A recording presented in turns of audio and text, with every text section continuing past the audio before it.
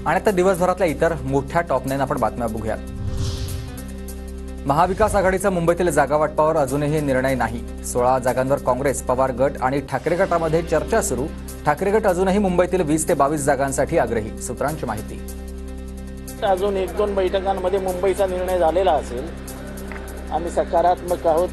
एवढी शांततेने चर्चा मी लोकसभेत सुद्धा बघितली नव्हती। इतक्या शांततेने चर्चा चालू आहे। प्रत्येकाच्या मनात एक जिद्द आहे की सीट बीट बाजूला राहू द्या, आपल्याला युतीला हरवायचं। ठाकरे मोठा भाऊ असतील अशा पद्धतीचा मी आजही ठाम सांगतो की शिवसेनेचे उद्धव बाळासाहेब ठाकरे हेच मोठे भाऊ असतील। विधानसभा निवडणुकीच्या पार्श्वभूमीवर संघ सक्रिय समन्वयक नेमण्यास सुरुवात। प्रत्येक विधानसभा मतदारसंघामध्ये समन्वयक नेमण्यास सुरुवात। 2 मतदारसंघातून लढावं अशी सहकाऱ्यांची इच्छा। आगामी विधानसभा निवडणुकीवरून रविकांत तुपकर यांचं वक्तव्य, तर सत्ताधाऱ्यांकडून सहकाऱ्यांना फोडण्याचा प्रयत्न, तुपकरांचा आरोप।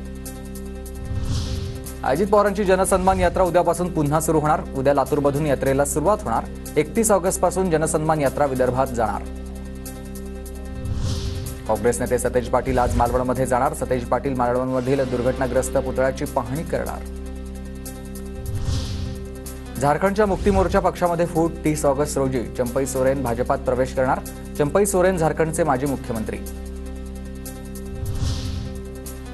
खासदार वसंत चव्हाण यांच्यावर आज अंत्यसंस्कार होणार। सकाळी 11 वाजता अंत्यसंस्कार।